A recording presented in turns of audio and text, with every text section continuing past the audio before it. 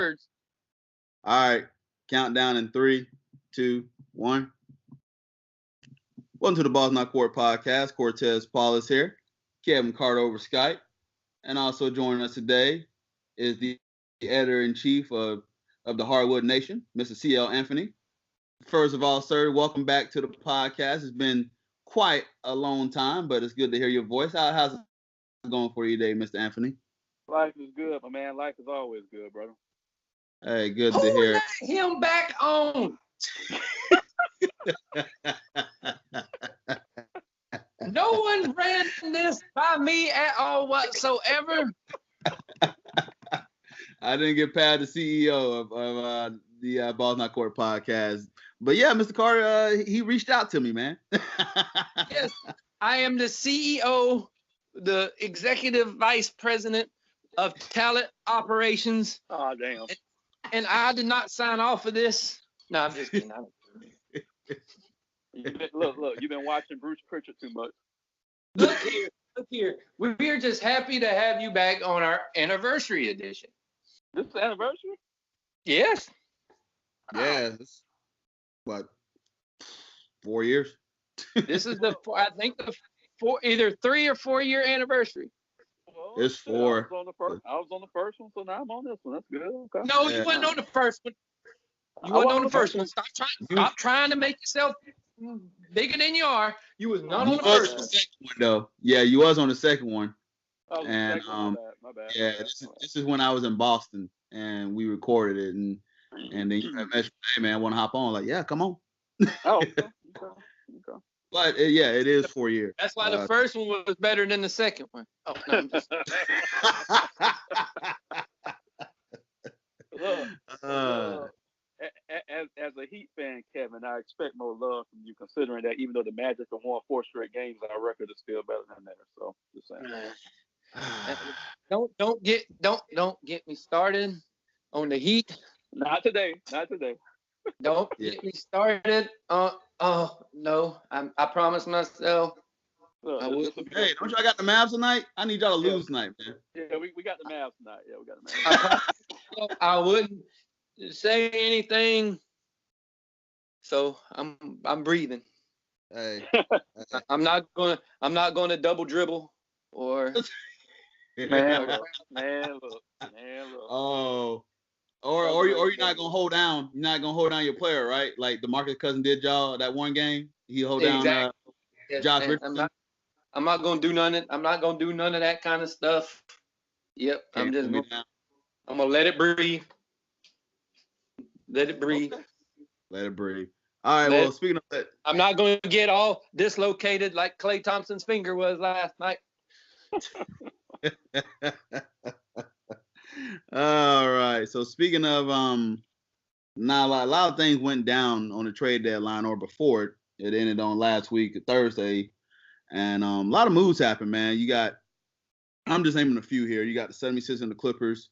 It kind of centered around Tobias Harris going to Philadelphia, and you got the Clippers receiving Wilson Chandler and Landry Shamet, and they got Miami's 2021 first round pick unprotected. Really, just throw that in there, why don't you? Yeah, just to take a forward stab at you Miami Heat fans. I mean, we ain't gonna have a draft pick till like 2030. So I mean, we ain't gonna have a draft pick until Austin's old enough to play for him. But that trade went down. He had the Raptors and Grizzlies. That sent around Marc Gasol going to the Raptors, and they sent Valanciunas to Grizzlies around with Dion Wright and CJ Miles. All that stuff went on. The Bucks, the Pistons, and the Pelicans. That sent around Mirotic going to the Bucks, and Stanley Johnson and Jason Smith going to the Pelicans, and Thon Maker's going to the Pistons.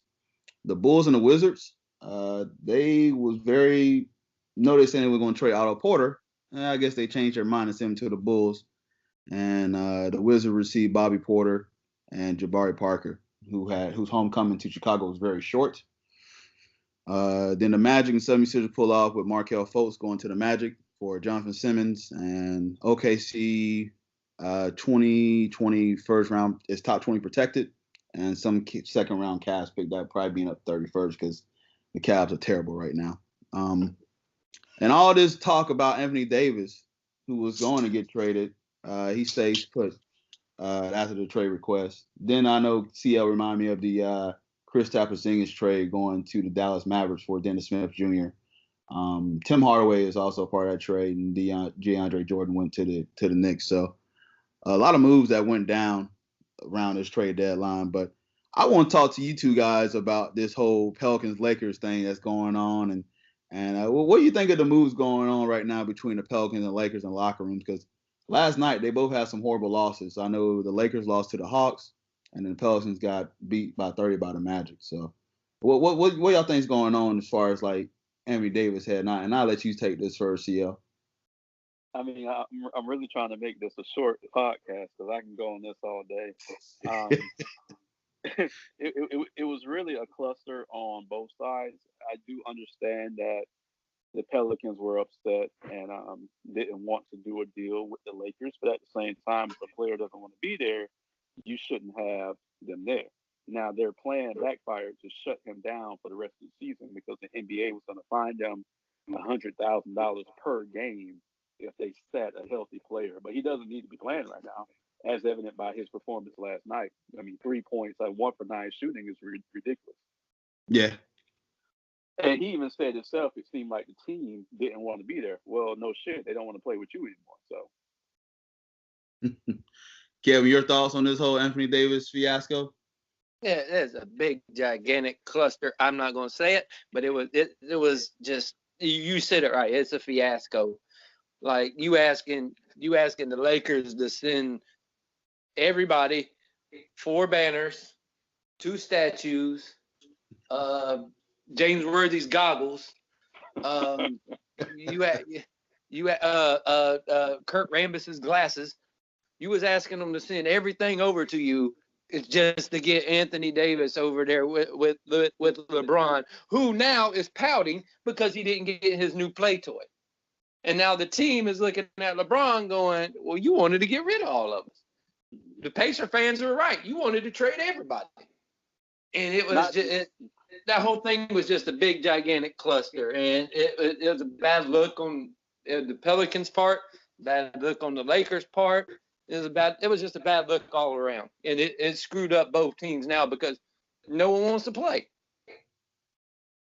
Yeah, you look around and see the demeanor of both teams, and I was laughing at when LeBron was at the free throw line and shot the free throws, and they was chanting "Kobe's better." It's just little stuff like that just turns it off. You see like the body language between he made a pass to Ingram, and I watched a little bit of the games last night, and they all both Anthony Davis and LeBron James look out of sync, and it's possible Lakers really miss the playoffs. Well, here's the thing with LeBron. LeBron, like it or not, has played a shit ton of basketball. It's wearing on him.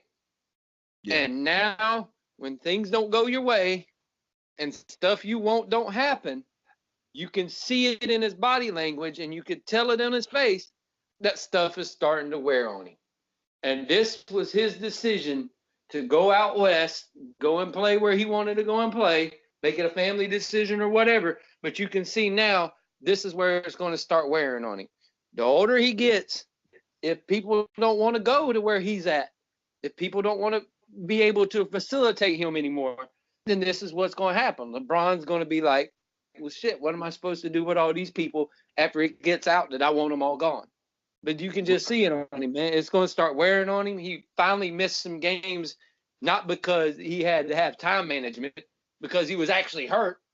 So you can see this stuff is going to start wearing on him just because it's different and it's something that he's not used to. He's used to getting his way. Now when he didn't get his way, let's see how he handles it. I got you. Now, question to both of y'all: should we feel any sympathy because you guys get paid millions of dollars? Nope. I feel no damn sympathy to any damn body who's playing the sport. If you're getting paid to play a damn sport, I feel no sympathy towards you. Period. End.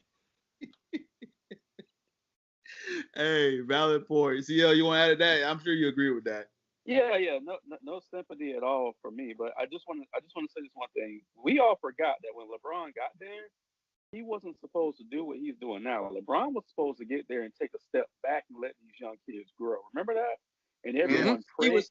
He was supposed to play the post. He was supposed to play more with his back to the basket, and he's still doing the same shit. Because why? Because he's selfish, and because he wanted it to be his game. And now that things aren't going his way, let's see how the motherfucker handles it. Because the boy is so used to getting everything that he wants. When he doesn't get what he wants, let's see how he takes it. Yeah, everyone praised the move for that reason. I was one of the main proponents of it because I thought, okay, this is the last chapter of his year. He's going to take it easy, let these young kids flourish. If you look at numbers from the Lakers last year versus this year, it's totally different. Even the production of my cousin Lonzo Ball has gone down because he's not the primary ball handler anymore. So they've taken the ball out of their hands and put him in LeBron James' hands. Now he's battered and he's worn. Look, he missed over a month of basketball now. Look, he's a bad man, but like they always say, Father Time is undefeated. This is not time. Yeah, you're right. Back. But who's going to tell him that? Not Luke Walton. The only person there is probably Magic Johnson, but he's too busy chasing every other player in the league. He's not even focused on what's going on. Nope. But it's just like I told somebody. I was standing in Foot Locker before the season started, and they brought out all their LeBron James stuff, and all these people started buying it. And I said, dude, I'm telling you, y'all sitting here talking about all this stuff. I said, they ain't going to win 50 games. I said, they ain't going to win 50 games. And the only way that LeBron plays a whole season and he's happy is if he's going to play with his back to the basket and all these young guys perform the way they did last year. And they try to up their game a little bit because LeBron's there. I said, once you start bringing it, and this is before everything happened, I said, once you start bringing in all these old players and letting LeBron try to dictate shit, it's going to go downhill in a hurry. And they were like, you're just a misgruntled Heat fan. I said, no, I witnessed what happens. When he's there, when he leaves, when stuff happens. I'm like, I watch basketball. I said, and the only way y'all going to be good is if he lets people develop and he don't play with the ball in his hands in the whole time. Sure enough, what happened? Now he's playing with the ball in his hands the whole time, and everybody's taking a step back. And I told him, I said, this ain't going to work. It ain't going to work unless he decides that he wants to do it this way. But he's so damn stubborn in his ways that he ain't going to do it. Yeah, he's got two excellent ball handlers in Rondo and Ball that, he shouldn't really have to handle the ball that much. But, it's like he's getting this move like, oh, we're behind. We got to play catch up. Now I got to try to take over and get things over. Like, no, use your talent. You do got some young talent on that team. But the chemistry and all the trade rumors and the coaching rumors about, Ball might be letting go, it's a huge distraction. So I can see why they feel that type of way. But the bad part is when you bring in a guy like him in with all these young guys, this is going to follow you. Every single small little step you make is going to follow you. He is not a guy that you want on a team with a bunch of young people, because everything that's going to be scrutinized is going to be scrutinized because it's LeBron James' team. Every little thing you do is going to get scrutinized, and it's under a microscope. And young teams don't need to be continuously under a microscope. Young teams need to continue to get developed and need that one veteran guy who's not going to bring the eyeballs on them to be under the microscope, i.e., look at Philadelphia.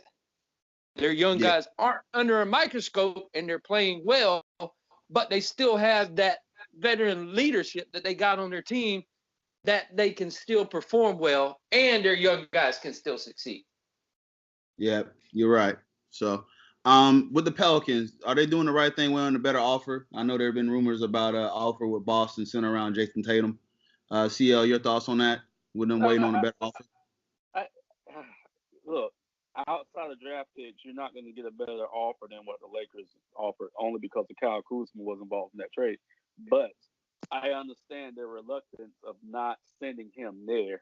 If Boston wants to make a deal, then fine, make the deal with Boston. But I just don't think Anthony Davis should be playing at all right now. That's just how I feel. Gotcha. Kevin, your thoughts? Oh yeah, they're not going to get a better deal than what they got from the Lakers. But the thing is, they just didn't want to send him to the damn Lakers. It's like somebody actually put their foot down and went, no, you are not getting what you want for once in your entire time that you've been in the NBA. You are not getting what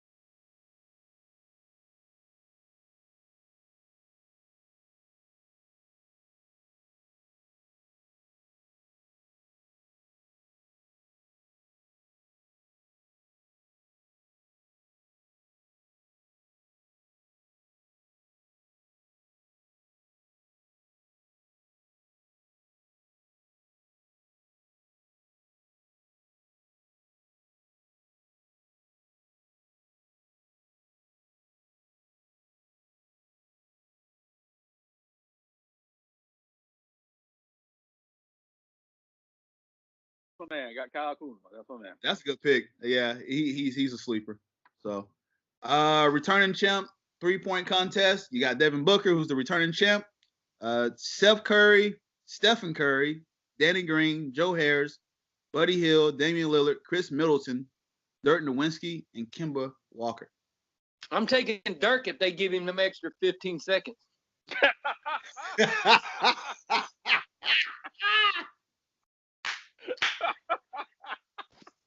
Bro, stop it.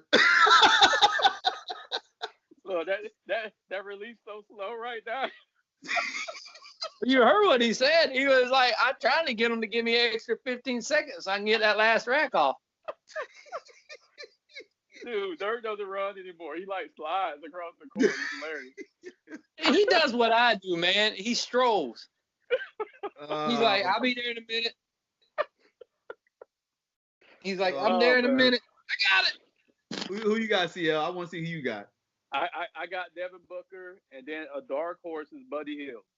Oh, that's my pick. I got Buddy Hield winning it. I'm taking Steph. You taking Steph or Steph? Taking Steph. I'm not taking the shitty brother. I'm taking the good brother.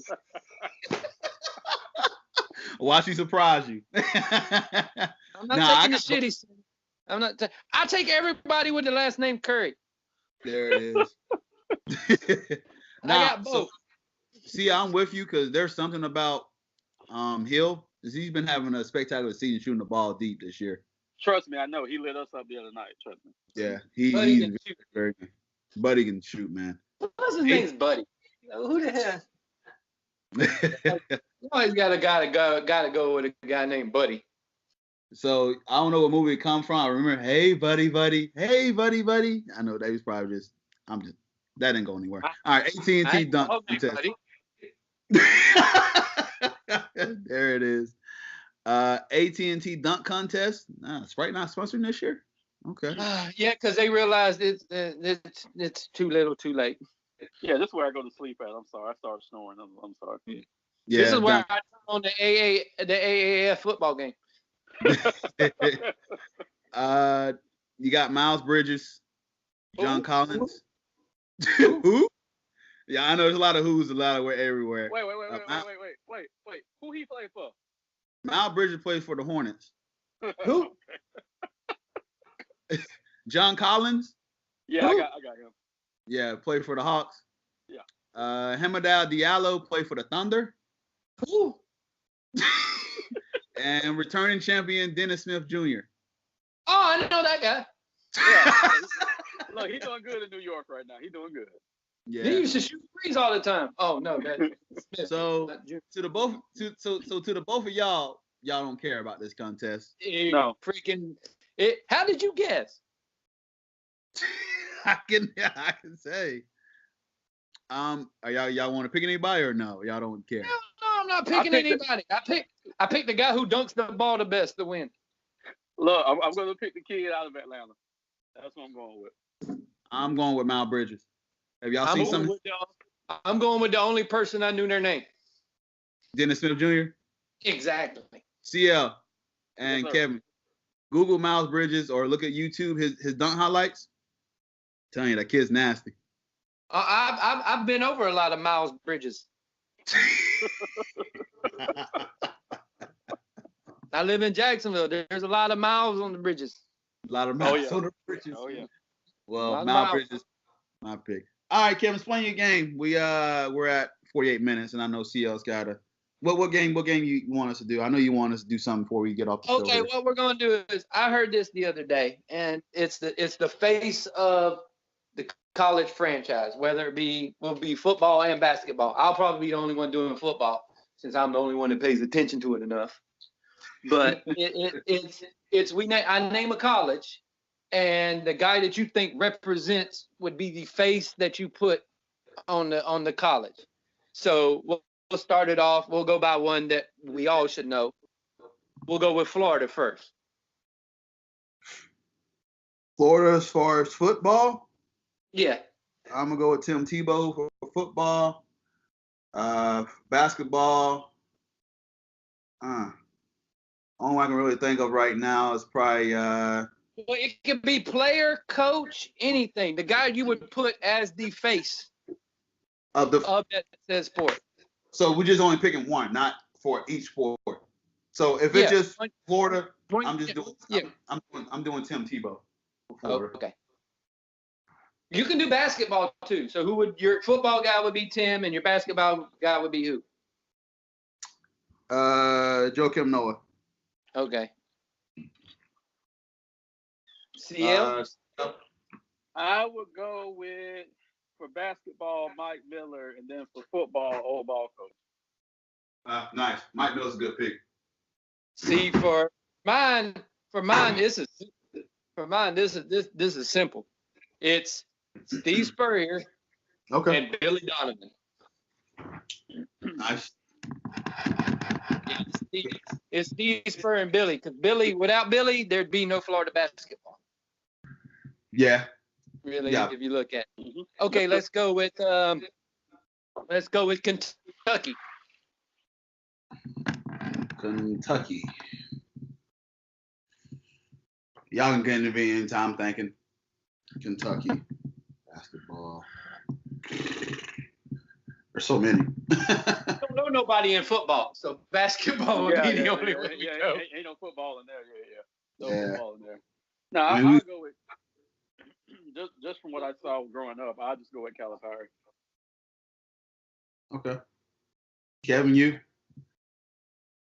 Oh, I'd have to go with Adolph Rupp. That's fair. I go with John Calipari too. I can't think of. There's a lot of basketball players you can choose from. Oh God, yeah. You have such great guys that came out of there and played that you can pick any basketball player. Here we go. Here's North Carolina. Should I cue the music? Well, jump man for me, Michael Jordan. I mean, that's just easy for me. I mean, I'm sure y'all can go another route, but I'm going Michael Jordan. CL? The easy one is Dean Smith. Yeah. That's where I would go, is Dean Smith, because he is the guy you think of. Of course, it's MJ being arguably the best player to come out of North Carolina, but Dean Smith is the guy who winning his ball coach and all of that. So he would. Does any football players come to your mind though? From Carolina, Julius Peppers. Julius Peppers. Yeah. Just a little guy by the name of Lawrence Taylor. I didn't know he played there. Wow. Okay. Okay. That'd be one. Here's one. Alabama. Too many.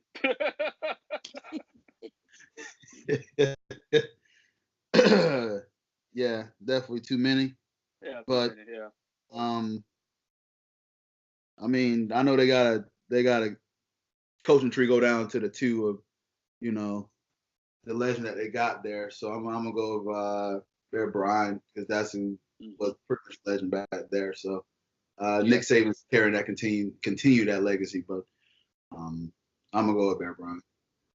Yeah, me too. I'll take Bear. Here, ask me in about 5 more years, and it'll probably be Nick Saban. Exactly. It'll be hey, Saban. real quick,